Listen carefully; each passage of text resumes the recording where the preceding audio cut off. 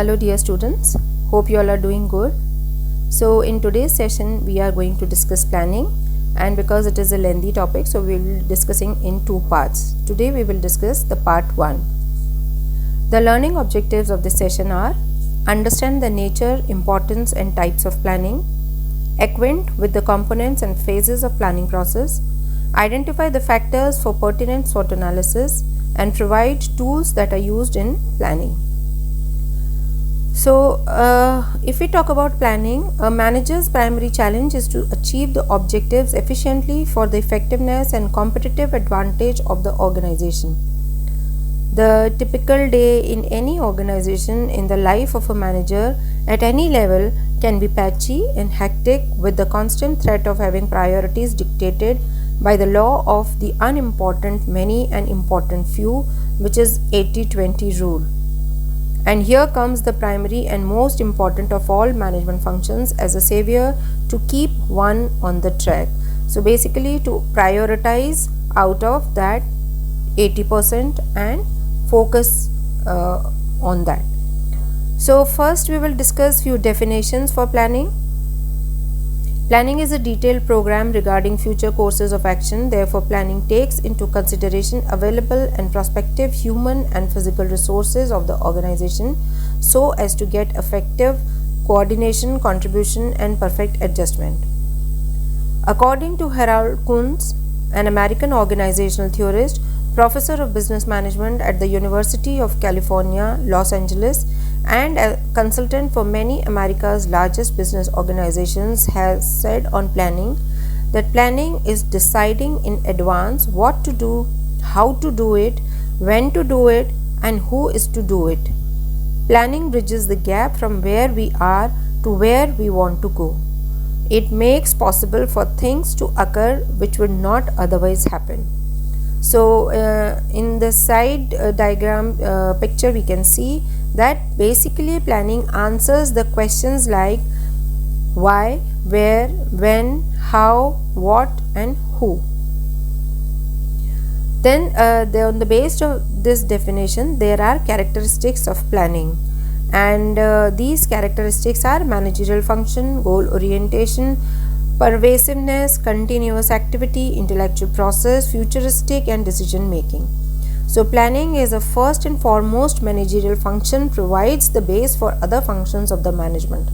It focuses on defining the goals of the organization, identifying alternative courses of action, and deciding the appropriate action plan. It is pervasive in the sense that it is present in all the segments and is required at all the levels of organization. It is an ongoing process as the plans are framed, executed and followed by another plan. It is a mental exercise as it involves the application of mind to think, forecast, imagine intelligently and innovate. It encompasses looking into the future to analyze and predict so as to face future challenges effectively. Decisions are made regarding the choice of alternative courses of action that can be undertaken to reach the goal. Then there are 6 P's of planning given by Peter Drucker. The first P is purpose. So this purpose must be clear and elaborate. For example, what are the reasons for the organization's existence? So unless the purpose is clear, the plan can never be initiated. Philosophy. That philosophy incorporates the fundamental beliefs as to how the organization's purpose is to be achieved. So here I have written the example for as Tata Motors. Like right from the beginning they were very much clear about the organization's philosophy, and every objective comes from that philosophy, and all the strategic planning is done through that philosophical approach itself. Premise. This involves the strengths and weaknesses of the organization and its knowledge and assumptions about its environment. The fourth P is policies.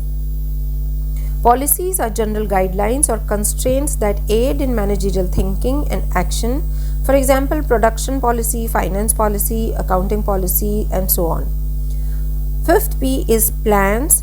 Plans represent specific objectives and action statements that how we are going to achieve it, what ways we are going to achieve it.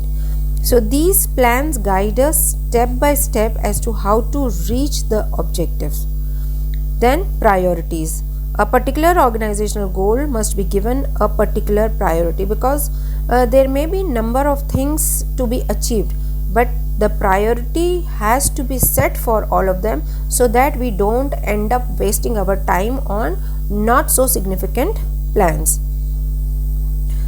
Because there is also every plan will be executed with the resources. So the prioritization is also important due to limited resources of time, finance, materials, etc., and it must be appropriately allotted to goals of priority.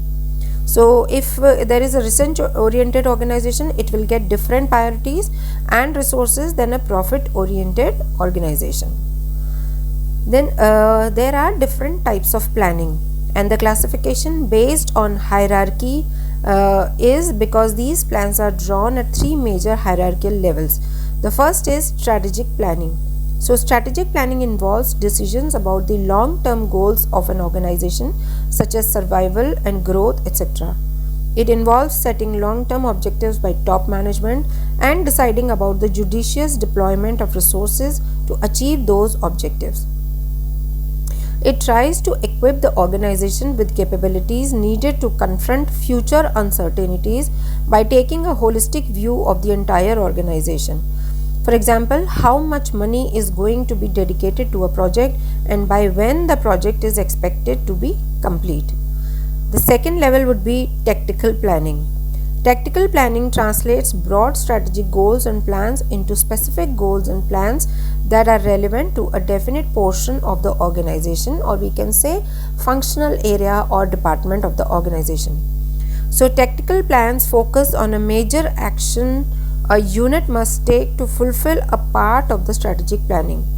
They are often focused on 1 to 2 years in the future. For example, analysis of resource combination, planning for obstacles, and general timetable. The third level of planning under hierarchy based classification is operational planning. Operational planning identifies the specific procedures and processes required at lower levels of the organization. Operational plans can also be categorized according to frequency or repetitiveness of use. These plans are the least complex of the three and rarely have a direct effect on other plans outside of the department or unit, and usually focus on 12 months or less than that. So the example of this operational planning may be engaging the team, developing an answer who, what, when, where, how management will be taken care, and these questions are answered. The second classification is based on the frequency of the plan. So under this category is first is standing plan. Standing plans are drawn to cover issues that managers face repeatedly. Such a standing plan may be called a standard operating procedure. The types of standing plans are strategy or purpose, policies, rules, and procedures. So the strategy is also prepared at different levels, that is long term, middle term, and short term strategies. So policies are also the guiding lines, the guiding document, so which is not framed again and again. So that is why these standing plans are also known as standard operating procedures. The second type in this classification is single use plans. These single use plans are prepared for single or unique situation or problem and are normally discarded or replaced after one use. The types of single use plans are programs, projects, and budgets. So every year you have to reframe your budget, you have to reallocate resources in the budget. So that is a single use plan. Or programs and projects are also one time. So once the project is over, the planning is also over with that project. The next is contingency plan. Contingency plans are made to deal with situations that might crop up if these assumptions turn out to be wrong. Contingency planning is the development of alternative courses of action to be taken if events disrupt a planned course of action. Then we will discuss the process of planning. how planning takes place. So the first step in this process is establishment of objectives. Planning requires a systematic approach, and it starts with the setting of goals and objectives to be achieved. Objectives provide a rationale for undertaking various activities as well as indicate direction of efforts. Second step in this process is establishment of planning premises. So first of all, we need to understand what are these planning premises. Planning premises are the assumptions about the likely shape of events in the future. They serve as a basis of planning. Establishment of planning premises is concerned with determining where one tends to deviate from the actual plans, and causes of such deviations need to be identified. The types of planning premises are internal and external premises, controllable and non-controllable premise, tangible and intangible premises. The third step in the process is selecting alternative course of action. When forecasts are available and premises are established, a number of alternative course of actions have to be considered, and each and every alternative has to be evaluated by weighing its pros and cons in the light of resources available and requirements of the organization. Fourth step is formulation of derivative plans. Derivative plans are the sub-plans or secondary plans which help in the achievement of main plan. Secondary plans will flow from the basic plan, and these are meant to support and expedite the achievement of basic plans. The next step is securing cooperation. After the plans have been determined, it is necessary, rather advisable, to take subordinates or those who have to implement these plans into confidence. Next step is follow-up or appraisal of plans. After the selected plan is implemented, it is important to appraise its effectiveness. This is done on the basis of feedback or information received from the departments or persons concerned, which this enables the management to correct deviations or modify the plan. So this is all we will be discussing in the part 1. Rest we will discuss in part 2 of this session.